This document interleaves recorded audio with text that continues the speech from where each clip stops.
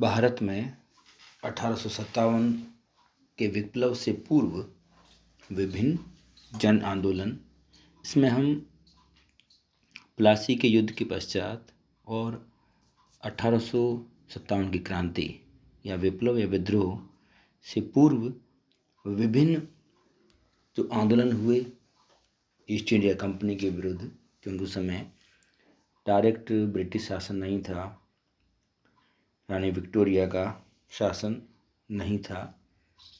East India company ही भारत में व्यापार के साथ साथ राजनीतिक गतिविधियां संचालित कर रही थी। 1857 की विप्लव से पूर्व हमें विभिन्न विद्रोह जैसे फ़कीर विद्रोह, सन्यासी विद्रोह, पागलपंथी विद्रोह, वहाबी विद्रोह, कूका विद्रोह, रामोसी विद्रोह और इसके अतिरिक्त जो जनजातीय जो आदिवासी विद्रोह हुए वो हमें महत्वपूर्ण दिखाई देते हैं।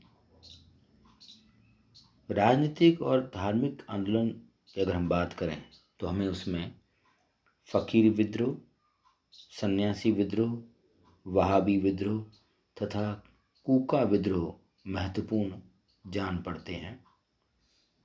फ़कीर विद्रोह का प्रारंभ बंगाल में 1776-77 में प्रारंभ हुआ और इसका नेतृत्व मजमून शाह, जो एक घुमक्कड़ मुसलमान धार्मिक फ़कीर थे, ने किया और इन्होंने अंग्रेजी शासन के विरुद्ध विद्रोह करते हुए जमींदारों और किसानों से धन की वसूली की।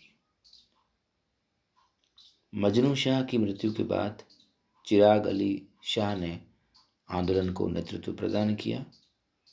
इस आंदोलन में भवानी पाठक और देवी चौधरानी जैसे हिंदू नेताओं ने भी अपना सहयोग दिया, सहायता दी और कालांतर में धीरे धीरे ये विद्रोह कमजोर पड़ गया।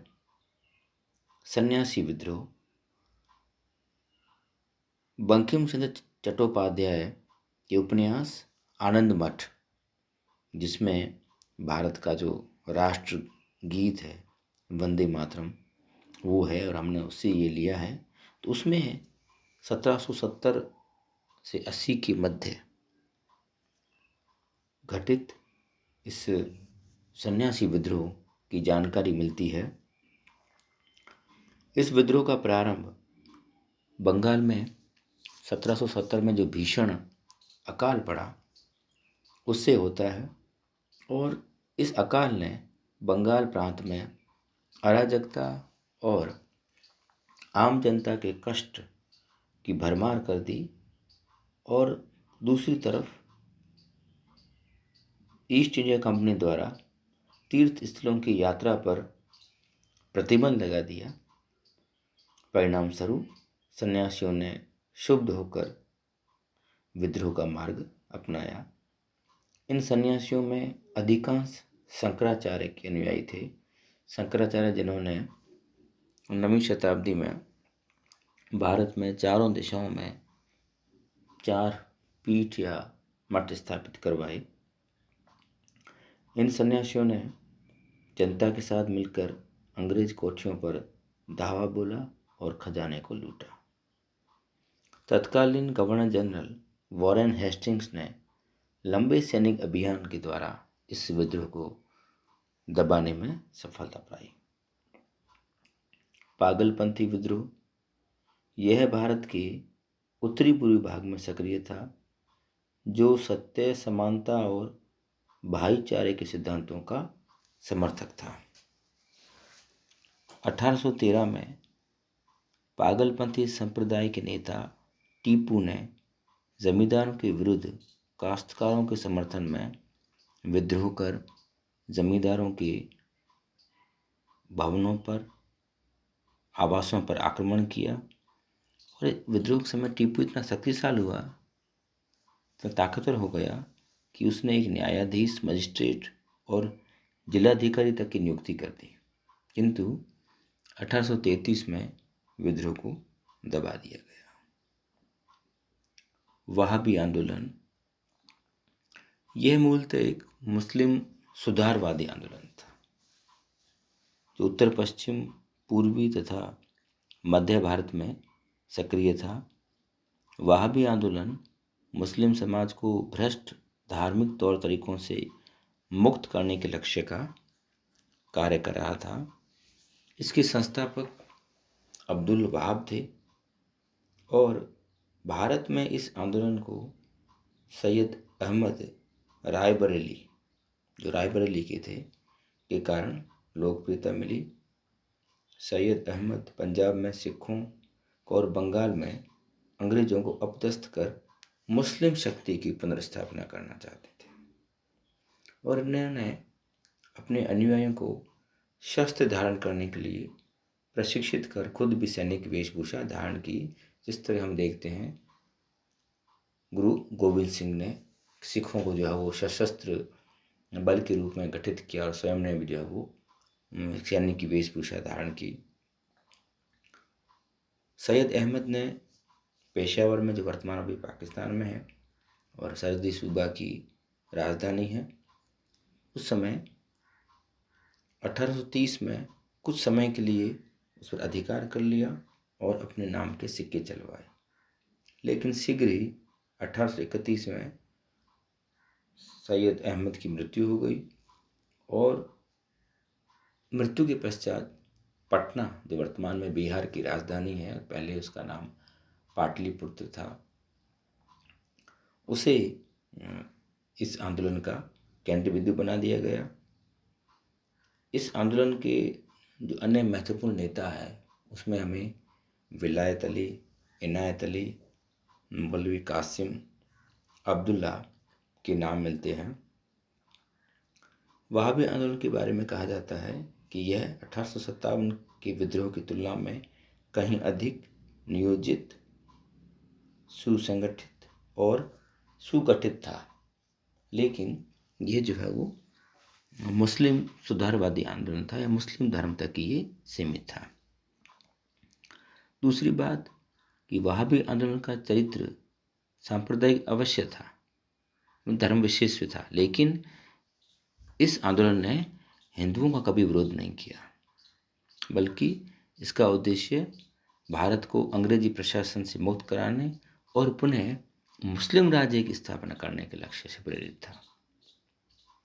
मतलब क्योंकि ये माना जाता है कि अंग्रेजों से पहले मुस्लिम सत्ता थी, तो पुनः मुस्लिम सत्ता को स्थापित किया जाए, ये इस आंदोलन का मुख्य उद्देश्य था। और बाद में धीरे धीरे आंदोलन भी समाप्त हो गया।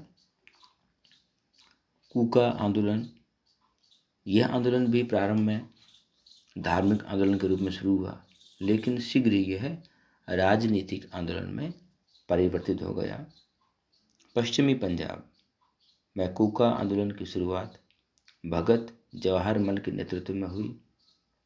सियान साहब के नाम से चर्चित जवाहरमल ने कूका आंदोलन की शुरुआत सिख पंथ में व्याप्त अंधविश्वास और बुराइयों को दूर करने के लिए किया, ठीक उसी तरह जिस तरह से हमें वहाबी आंदोलन में मिलता है। जवाहरमल के शिष्य बालक सिंह ने अपने अनुयायियों के साथ अपना मुख्यालय उत्तरी पश्चिमी सीमा प्रांत में स्थित हजारा, जो वर्तमान में भी जिला है, नामक स्थान को बनाया।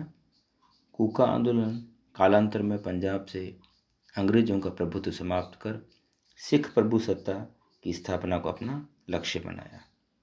इस आंदोलन को कुचलने के लिए सरकार ने 1863 से लेकर 72 तक एक विशेष अभियान चलाया। कूका आंदोलन के नेता राम सिंह कूका को सरकार ने रंगून निर्वासित कर दिया, जहां उनकी 1885 में मृत्यु हो गई। मतलब जिस साल कांग्रेस की स्थापना हुई उसी वर्ष राम सिंह कूका की मृत्यु हुई, और रंगून में ही जहां पे बहादुर शाह जफर को भेजा गया था। रामोसी विद्रोह 1822 ईस्वी में यह विद्रोह का प्रारंभ हुआ, और इस विद्रोह का कारण जो मराठा जो सैनिक थे, जो मराठा साम्राज्य के पतन के बाद में उस साम्राज्य का हिस्सा रहे थे, उन्होंने जो भूमि कर बढ़ाया गया उसके विरुद्ध ये विद्रोह किया। 1822 में रामोसियों ने महाराष्ट्र के सतारा क्षेत्र में लूटपाट की, क्योंकि ये सतारा कभी मराठों का केंद्र बिंदु था। 1825-26 में भीषण अकाल और अनाभाव के कारण रामोसियों ने उमाजी के नेतृत्व में दूसरी बार विद्रोह किया। ब्रिटिश सरकार ने या ईस्ट इंडिया कंपनी ने रामोसियों के विद्रोह को समाप्त करने के लिए उन्हें भूमि अनुदान दिया, साथ में ही उन्हें पहाड़ी पुलिस में नौकरी भी दी। गडकरी विद्रोह 1844 में कोल्हापुर में प्रारंभ हुआ। कोल्हापुर महाराष्ट्र में है। गडकरी वे लोग थे जो मराठों के किलों में कार्यरत आनुवांशिक कर्मचारी थे। इन्होंने बढ़े हुए भू राजस्व की वसूली के विरुद्ध विद्रोह किया। सरकार को गडकारियों के विद्रोह को दबाने के लिए काफ़ी संघर्ष करना पड़ा। गडकरी मतलब जो गढ़ जो थे, किले जो थे, उसमें जो काम करने वाले कर्मचारी। 1844 में ही एक सामंतवादी विद्रोह प्रारंभ हुआ और इसका नेता मराठा सरदार फोंड सावंत था, जिसने अन्य सरदारों और ईसाइयों, जिसमें अन्ना साहिब भी शामिल थे, के सहयोग से दक्षिण भारत के अनेक किलों पर पुनः कब्जा कर लिया। लेकिन शीघ्र ही सरकार ने विद्रोह को कुचल दिया। 19वीं सदी में कुछ अपदस्थ भारतीय शासकों ने अंग्रेजों की विलय नीति, भारतीय शासकों को मनमाने ढंग से अपदस्थ करने तथा अंग्रेजी शासन की नीति के विरुद्ध आंदोलन किया। लेकिन ये सारे विद्रोह जो है वो क्षणिक थे, क्योंकि उस समय ब्रिटिश ईस्ट इंडिया कंपनी बहुत ज़्यादा ही शक्तिशाली बन चुकी थी और वो आसानी से इन विद्रोहों को दबा देते थे। इसके अलावा हमें दक्षिण भारत में बेलुटम्पी विद्रोह जो त्रावणकोर केरला में प्रारंभ हुआ और इसमें दीवान बेलुटम्पी अंग्रेजों द्वारा दीवान गद्दी छीन लेने तथा सहायक संधि द्वारा त्रावणकोर राज्य पर भारी वित्तीय बोझ डालने के कारण उसने विद्रोह कर दिया। मतलब सभी विद्रोह जो है वो निजी थे और गोलियों से बेलुटम्पी को घायल कर दिया गया और बाद में उसकी मृत्यु के बाद अंग्रेजी सेना ने उसे सार्वजनिक रूप से फांसी पर लटका दिया, ताकि लोगों में ये भय फैले कि विद्रोह का परिणाम कितना भयानक होता है। इसी तरह हमें कर्नाटक के किट्टूर में चेन्नम्मा विद्रोह की भी जानकारी मिलती है। 1824 से 29 के दौरान किट्टूर के स्थानीय शासक की मृत्यु के बाद अंग्रेजों ने उसके उत्तराधिकारी को मान्यता नहीं दी और फलस्वरूप दिवंगत राजा की विधवा चेन्नम्मा ने रामप्पा की सहायता से विद्रोह किया, लेकिन यह विद्रोह भी दबा दिया गया। इसके अलावा 1835 में गंजाम जो उड़ीसा में है कि गुमसर क्षेत्र के जमींदार धनंजय भांजा ने ब्रिटिश सरकार विरुद्ध विद्रोह किया। धार राव के बूंद ने 1840-41 में सतारा के राजा प्रताप सिंह को अंग्रेजों द्वारा जब अपदस्थ कर दिया गया तो कराड़ के धार राव ने सबसे पहले विद्रोह को नेतृत्व प्रदान किया। इसके अलावा हमें बुंदेला विद्रोह की जानकारी मिलती है। पालीगर तमिलनाडु के जमींदार थे, इन्होंने विद्रोह किया। पाइक विद्रोह जो हमें उड़ीसा के खुर्दा नामक स्थान से प्रारंभ हुआ और पाइक जो है वो लगान मुक्त भूमि का उपयोग करने वाले सैनिक थे और जब इनके अधिकारों पर कुठाराघात हुआ तो इन्होंने भी विद्रोह किया। पाइक नेता जगबंधु के नेतृत्व में पाइक विद्रोहियों ने अंग्रेजी सेना को पराजित कर पुरी पर अधिकार कर लिया, लेकिन बाद में अंग्रेजी सेना ने पुनः पुरी को अपने अधिकार में कर लिया। इस तरह से हमें 1857 से पूर्व ये हमें छोटे छोटे विद्रोहों की जानकारी मिलती है, और 1857 में जो है वो इससे बड़े पैमाने पर हमें विद्रोह की जानकारी मिलती है, जिसे हम 1857 का विप्लव विद्रोह या कुछ लोग इसे प्रथम स्वतंत्रता संग्राम भी कहते हैं।